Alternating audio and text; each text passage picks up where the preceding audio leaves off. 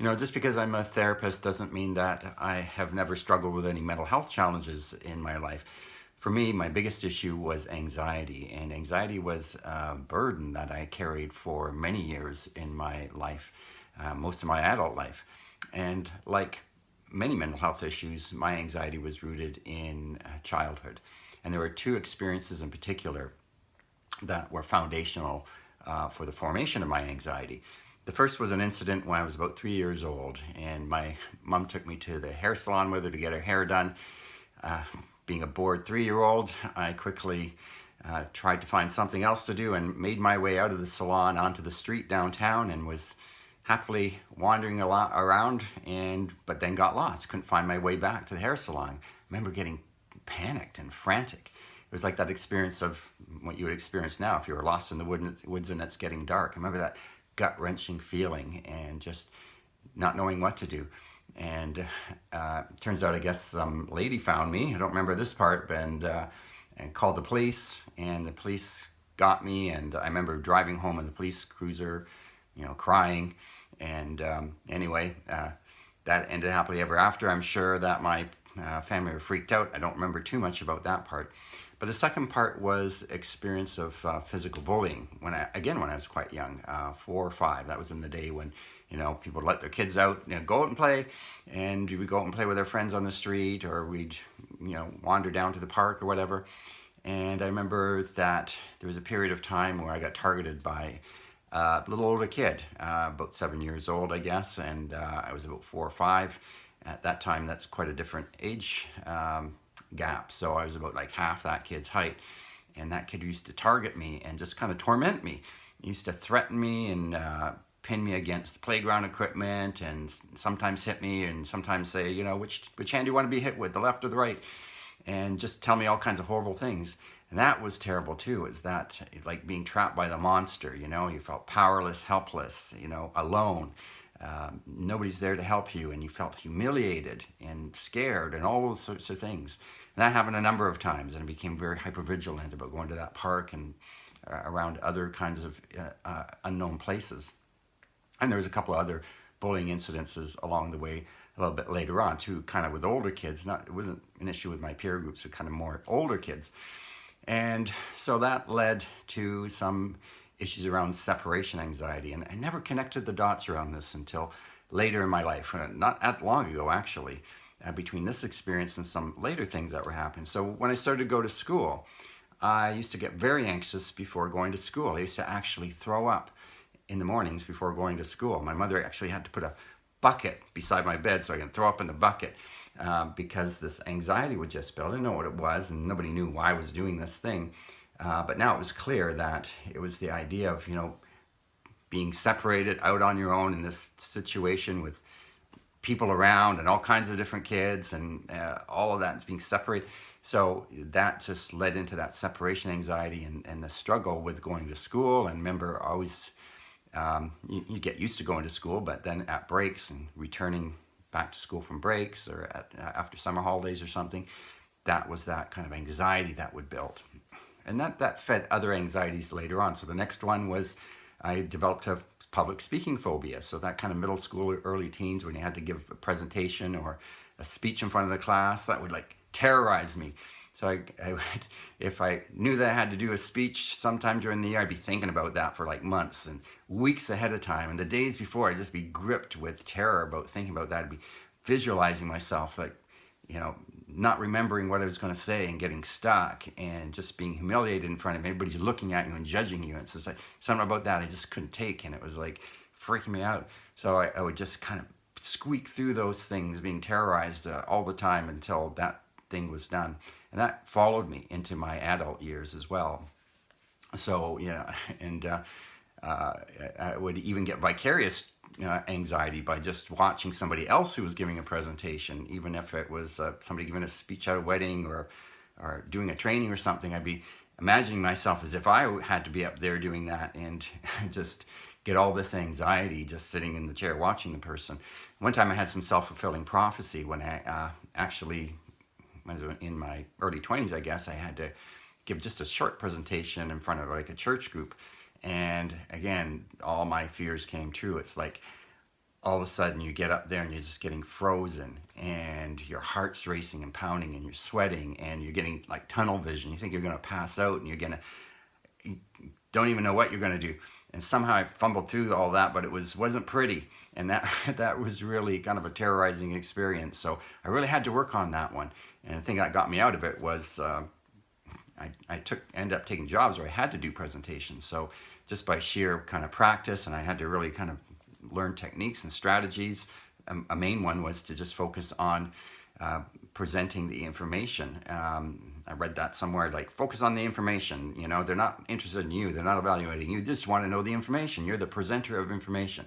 And so that's what I did. I focused on being the presenter of information, and that really helped me.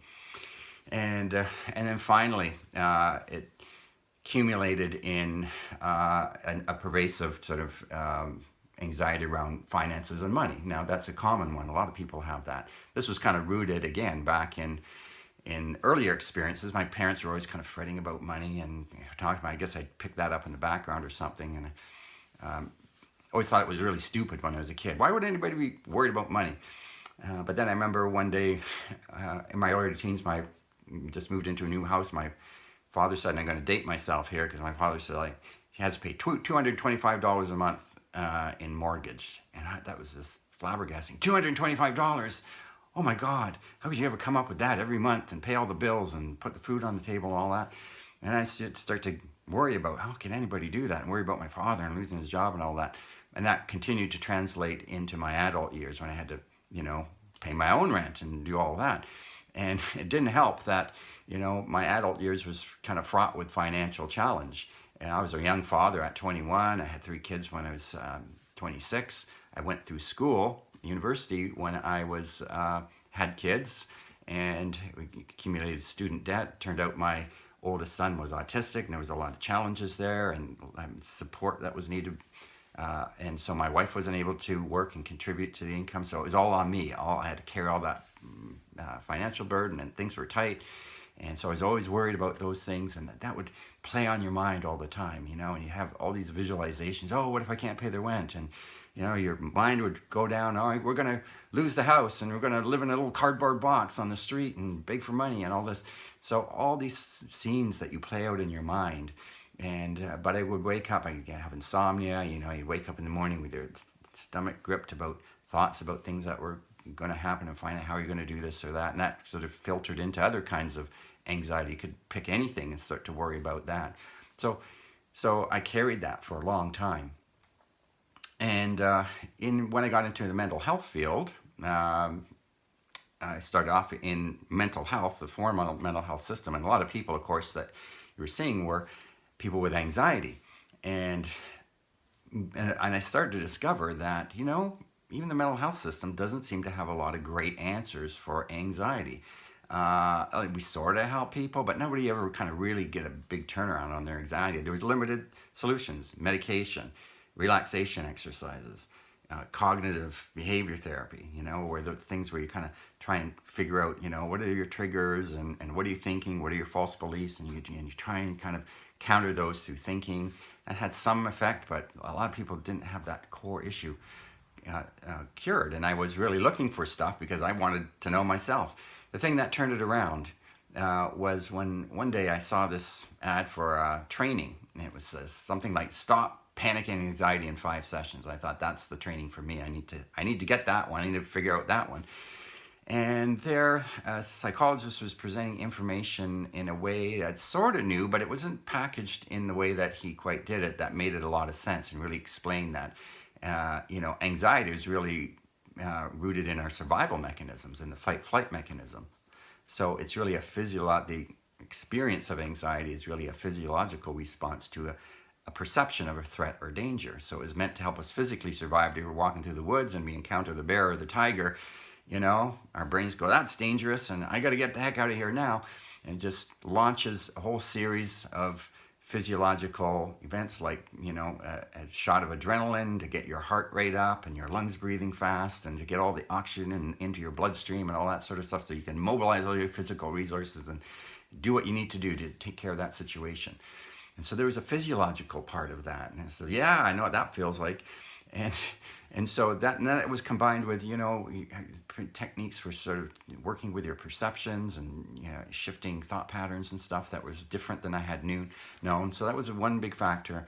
Another was my experience of learning hypnosis. That I was always interested in the mind and the mysterious parts of things, and the hypnosis fascinated. Finally, I had the opportunity to get some training and certification in that, and that kind of brought this older view in psychology back into the forefront, and that was the idea of the subconscious mind, and the fact that the subconscious mind learns things and stores things and doesn't forget stuff, especially the little traumas, things that it doesn't like that are scary and dangerous, and it stores those things, and it says, okay, remember this and look for anything that possibly looks like that, and it matches our current experiences with other experiences, and it notices something that's happening in the present that was sort of like the thing that happened in the past. It just puts them together, and it's like you re-experience that. It says, oh no, it's happening again, and you re-experience that thing. And so we kind of learn, to associate different things, and also we get programmed to actually perceive the world in a certain way and look for certain things, and we're kind of creatures of habit. We like to learn things and do them over and over again. That's why, it's hard to change habits, because we learn them and it's just easier for them to go on automatic. So we kind of get a programmed in. So we have all this sort of programming and habit forming around our anxiety patterns or any other pattern.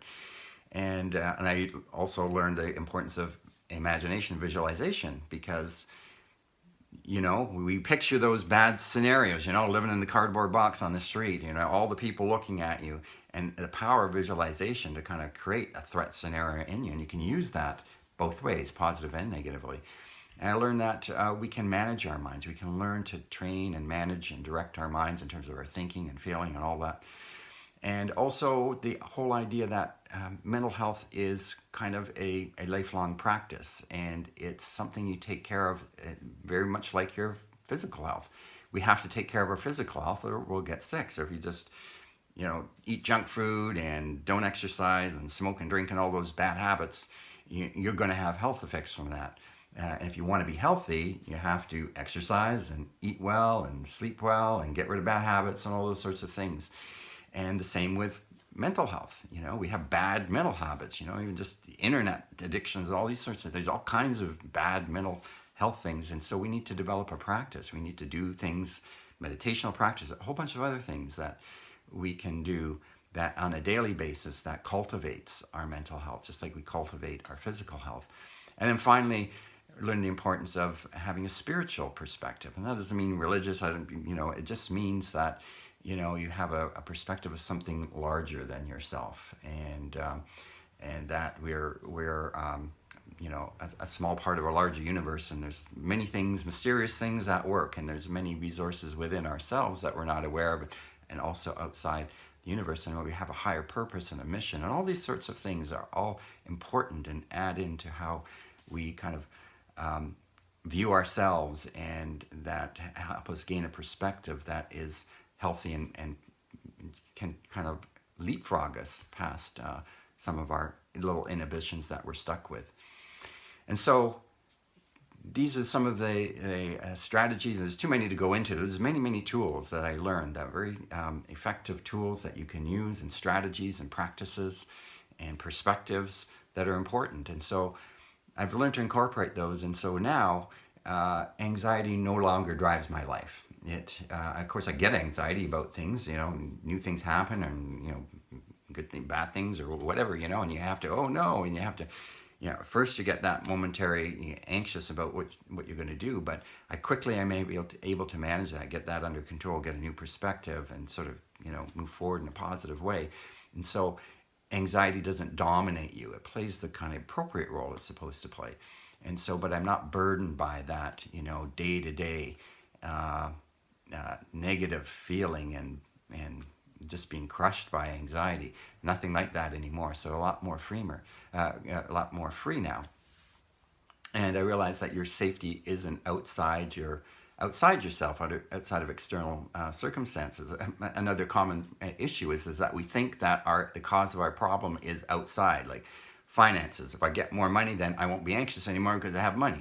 But then you have another problem that comes along. If I solve that problem, then I won't be anxious anymore because I solved the problem. So we learn to externalize the reasons for our anxiety, and we learn that, that doesn't work because you solve one problem, the next one comes along. The real issue is our resources are within ourselves and our own perspectives, and we can handle whatever comes our way in the external world.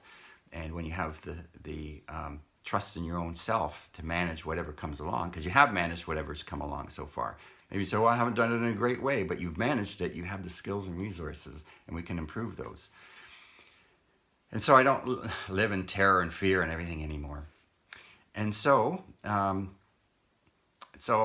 hope you can relate to some of what I'm saying. And I'd like to just present a question to you, if you are anywhere can relate to what I've been saying, and that is, what would it be like if you yourself didn't have to live with the burden of fear? You didn't have to feel vulnerable and alone, carrying that burden of terror, that you felt abnormal, drained, and just, not confident. What would it be if you didn't have to live like that anymore? And what would it be like for you if you could just kind of manage your life and feel more secure and in charge, and have more energy to direct into the things that you want to direct to? And the question would be when? When would you like to do that? If you can't do that now, when would you do it? Or why can't you do it now? So you can be liberated from this stuff, and it's just a matter of you making a decision, deciding when to do that. So thank you for listening to me, and I hope you think about this and that you have a great day and have an empowered life. Thanks.